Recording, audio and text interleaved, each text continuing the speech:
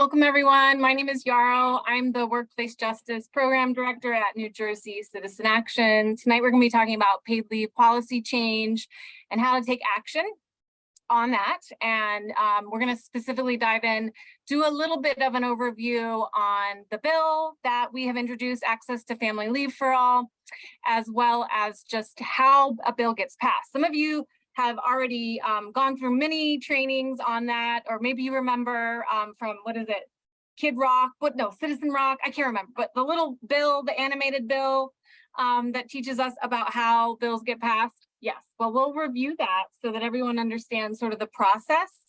And then we're going to talk about specifically some press coverage and how we can write LTEs, or letters to the editor, to affect change. So New Jersey Citizen Action, for those of you that don't already know, is a statewide coalition and grassroots organization that fights for social, racial, and economic justice for all. And we do a lot of our work around policy change and promoting workers' rights to be able to afford time off, time to care at the Time to Care Coalition table. This is a coalition that's actually about 20 years old. And it's a pretty diverse group of different organizations that come together to do advocacy, legislative, education, policy change work, and really focusing on these policies like earned sick leave, paid family leave, and other policies that support working families so that they have time to care.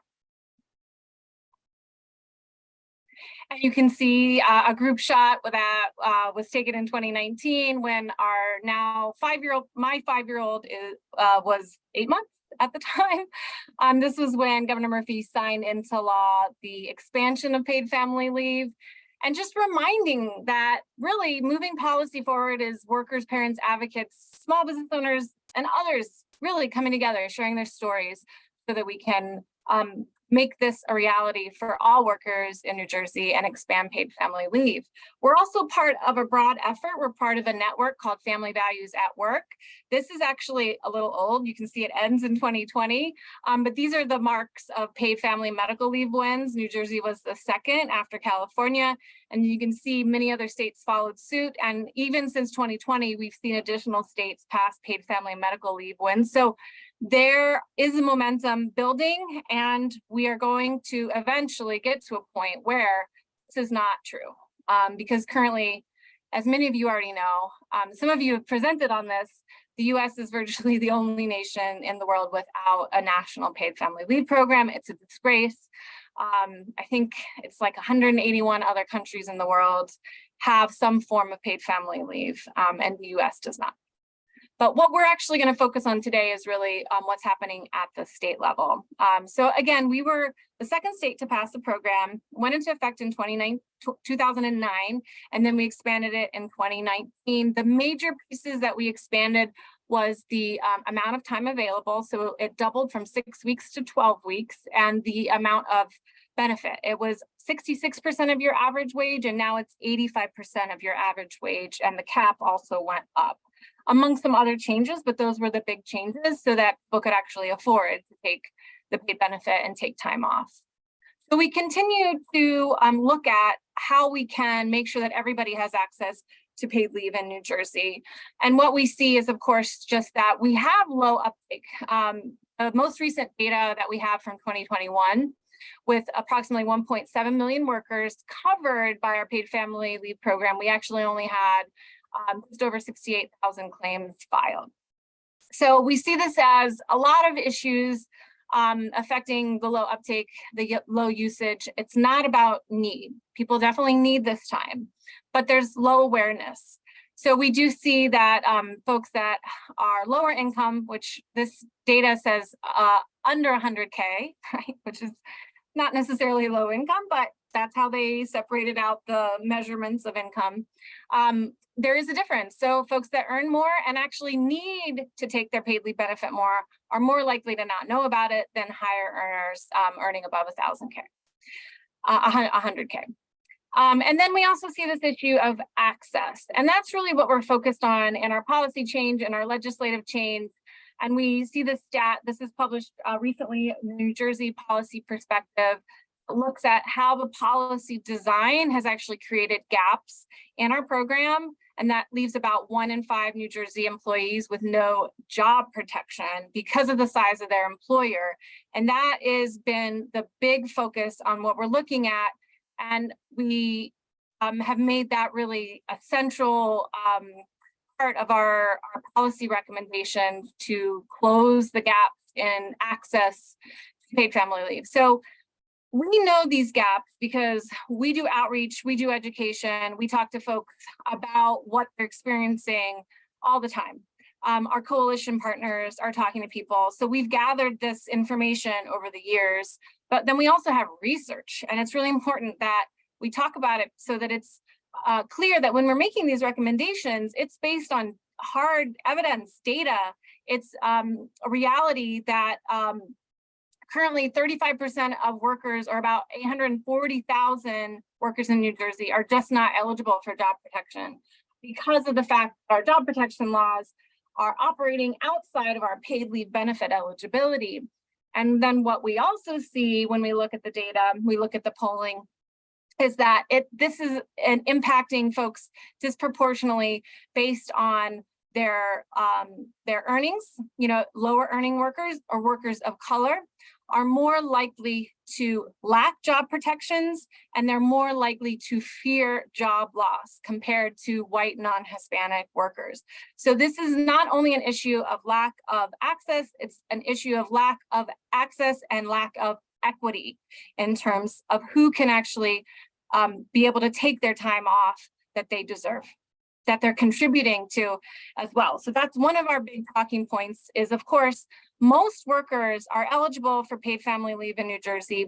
Workers are contributing and paying for the program, but can't actually take the benefit that they're paying for because they risk losing their job. And so what we have done based on these recommendations, the work over the years, is we developed a job protection fact sheet. And so we've summarized a lot of this, and I have the link in the slides, and we'll, if we can, put it in the chat. I don't know if I can multitask that well, but we'll send it to everybody as well so you can have this at your fingertips, because this is really how we do a lot of our education. Besides our own stories, right, which is what we're going to talk about in a little bit, but we educate our policymakers with this data, with this research, and we talk about the issue with some really clear examples of why this is a problem that needs a solution. And we just describe the problem, and then we go into the solution. So this is like a piece of paper we would use. Well, it's a PDF or a piece of paper, depending on if you're meeting in person or not, right? So this is what we use to really get out the word and educate our policymakers about this issue. We do have some other things going on in this bill that are priorities besides making job protection a part of our paid leave benefit. So we want to make sure that family leave is available for caregivers who may have to keep their kids at home because schools are closed because of a public health emergency. So that's something we've included, as long as there's federal funding, which of course during the pandemic there was. We also want to change eligibility so it's more inclusive to lower earning individuals. So right now it's a little complicated, convoluted. We want to make sure that it's streamlined and more simple, and actually very much similar to other states as well. We want to raise the weekly benefit cap. That's actually not something that we put in this bill. That's something that we need to look at doing in the future. And then there's some other things here. I know some of you are self-employed workers. That's really important to you that you have an opt-in, and that is something that we could make part of this bill. So I want to show you a screenshot of the bill that was introduced very recently at the end of the legislative session, June 30th. In the Assembly, in the Senate, we have 4054, and we have sponsors Linda Greenstein and Senator Cryan. We also have a bill that is in the Assembly, sponsored by Assemblywoman Sumter, sorry. I'm going to actually stop sharing that screen and actually take you really quickly to the New Jersey legislature website so you can see how we look these things up. Okay, so if you go to njleds.state.nj.us, you can see right here is the bill. So 4054, and you can see the Assembly version with the sponsor woman, Assemblywoman Sumter, sorry, listed here as well. But when you want to look at the actual bill itself, you click on the PDF and you can go through and see this bill is 58 pages. And the reason it's 58 pages is because in New Jersey, when you're editing or amending any section of a current piece of legislation, a current standing law, you have to include that whole section. So this is existing law. This refers to the specific part of the law that is being amended. And then you can see right here an explanation. The matter that is in the brackets is not enacted and is intended to be omitted. So it's basically deleted so that we make changes that delete language so that we can enhance actually the coverage. And then the new pieces are the pieces that are underlined. So you can kind of scroll through and look for those pieces and you can see where things are being changed here. Okay, this is this very interesting piece, I'll just say. This is where folks that are taking leave for reasons related to domestic violence, they can actually use what's called self-attestation, or they can say, I affirm that I am dealing and coping with things related to domestic violence or sexual assault, and that is the reason that I am taking leave, rather than needing to provide police documentation or court documentation, which can be a barrier. So that's something that is kind of a smaller piece that we didn't even talk about, but is of course really critical for folks that are taking leave for that reason. So I just wanted to show you kind of what it looks like to look at the actual bill and kind of start to begin to analyze it. Every bill also has at the end, I scrolled all the way to the bottom, what's called a statement. And it summarizes from the Office of Legislative Services what the bill does. And so that can be also a place where a lot of people look to understand legislation. But what we have actually done is we've also created our own summary. And so this is something we will share with you, but it goes through and has point by point, what are the changes in the bill, and explains what it does in a way that's much more easy and simplified than actually going through the bill, so that people can understand it, what the changes are.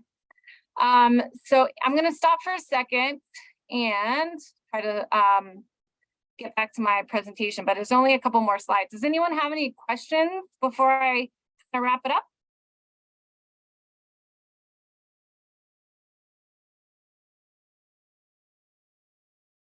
Okay. In conclusion, before I pass I did have one. Can you hear me? Yeah. Hi. So I did have one question. I know that there's, and I have browsed the material that's available for like people to become more informed about eligibility criteria and benefits. But I'm finding that when I speak to people and recommend that they speak to their employers or to their HR department, that there is also confusion there.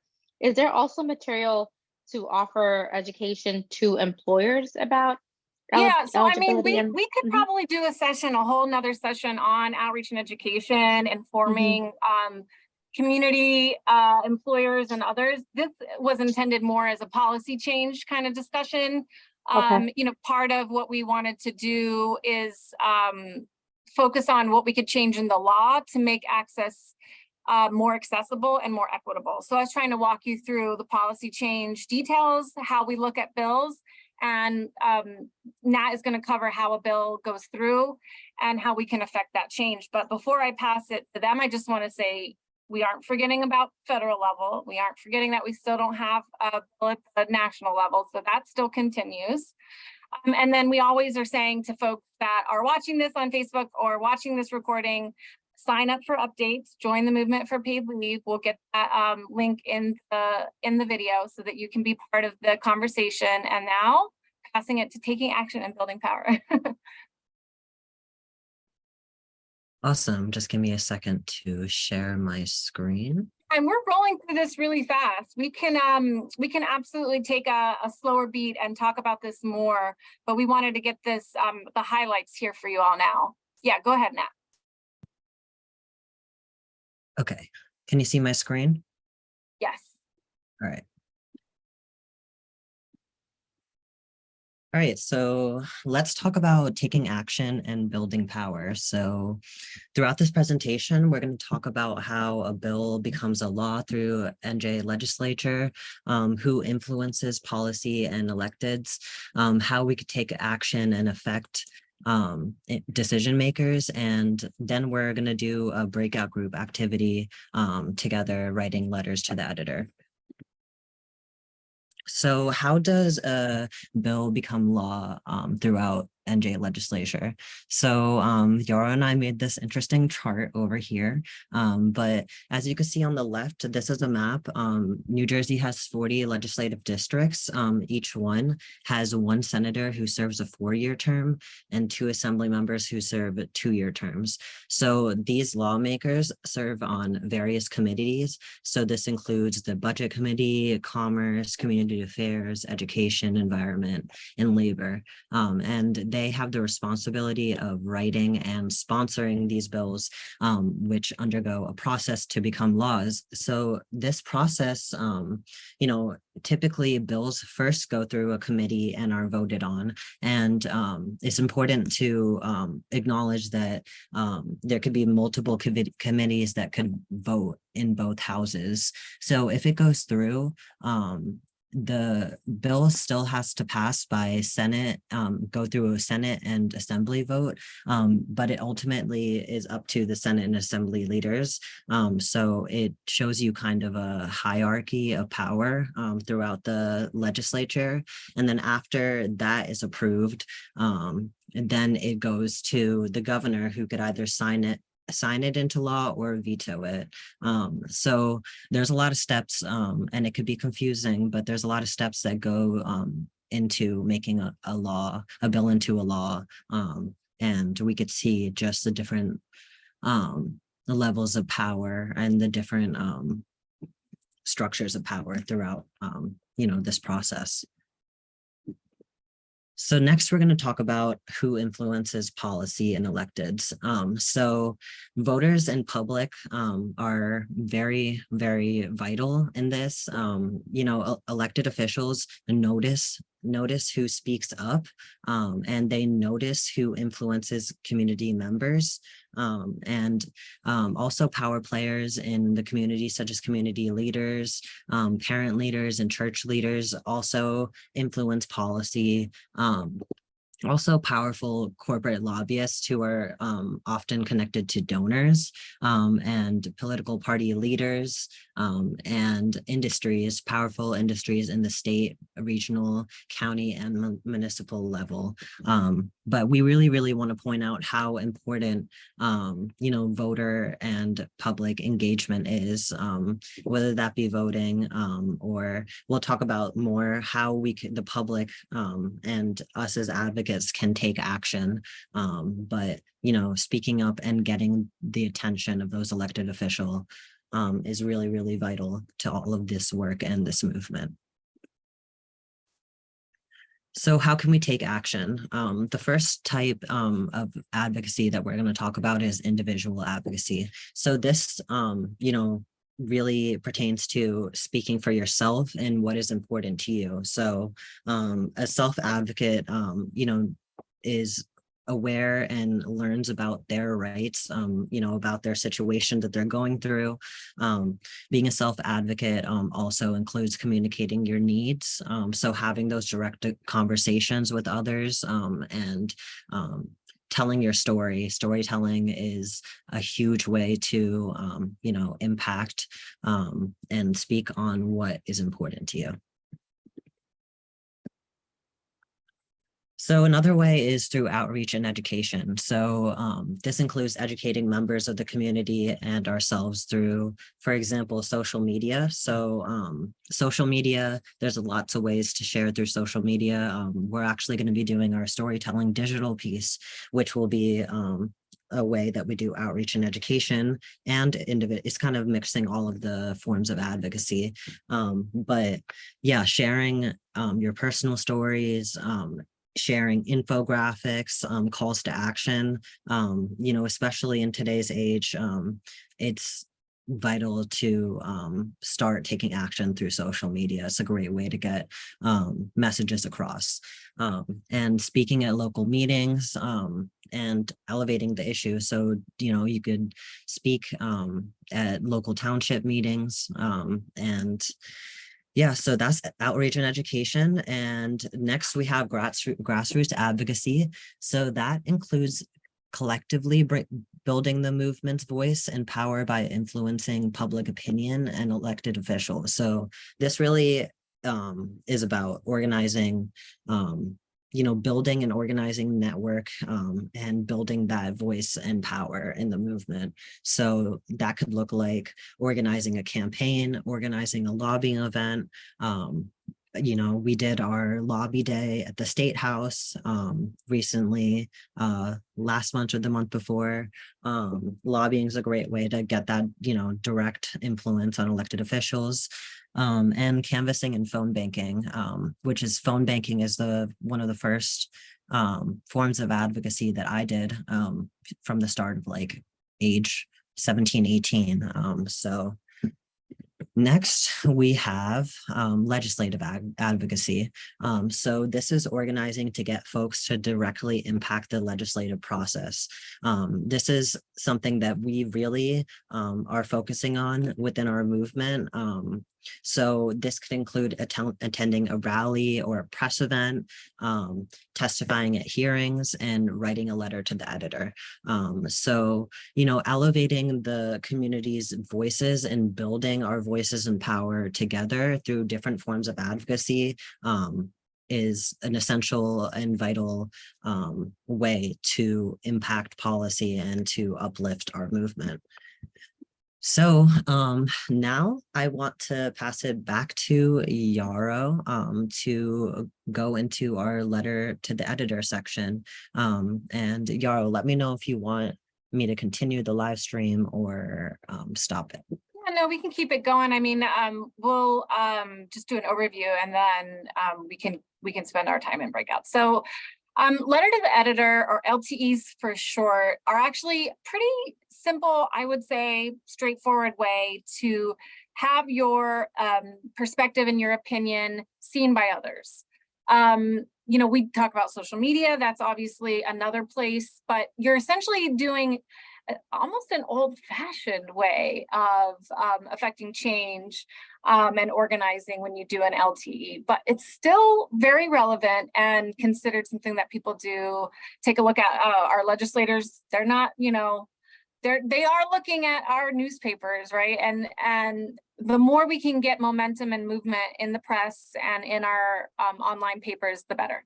You can go to the next slide. So what we see is actually recently, I think some of you saw this and we've been sharing these links on social media so that it gets more attention. But I worked with Peter Chen from the New Jersey Policy Perspective when they published their research. I mentioned it earlier, the fact that 840,000 workers in New Jersey lack job protection.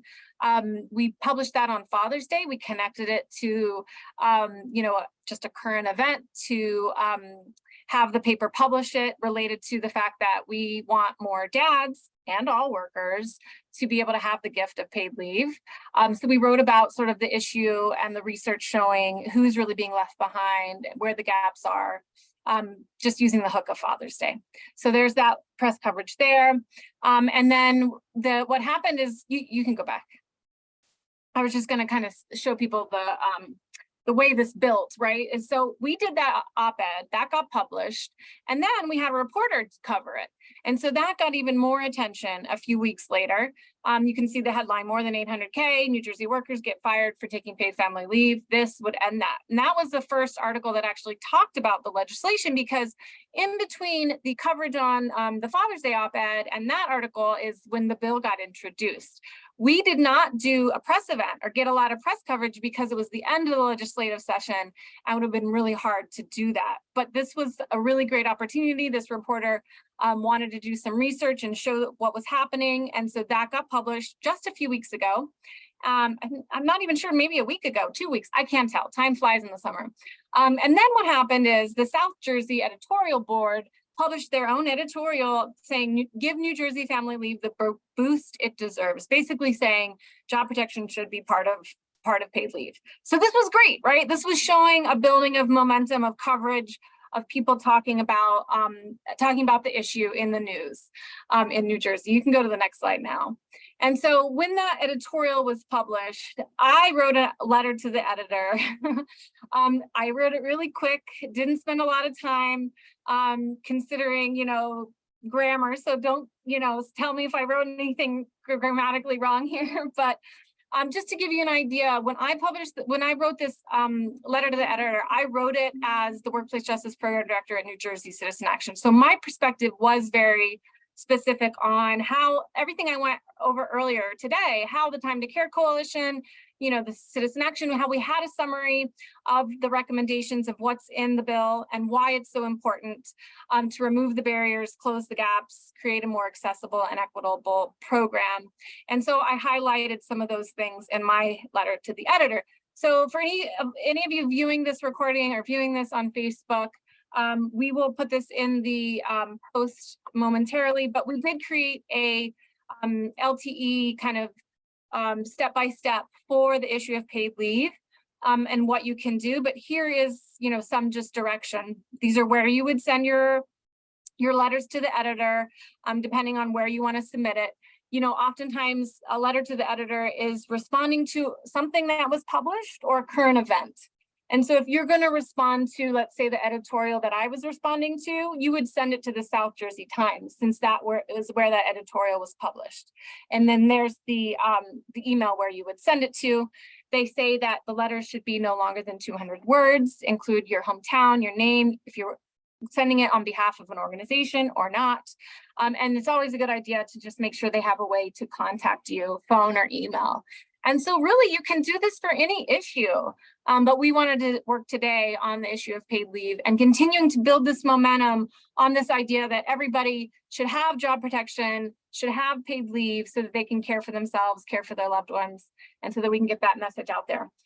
So thank you for everyone who was here viewing this live on Facebook, and we'll hopefully see you next time that we hold our live stream in a couple months.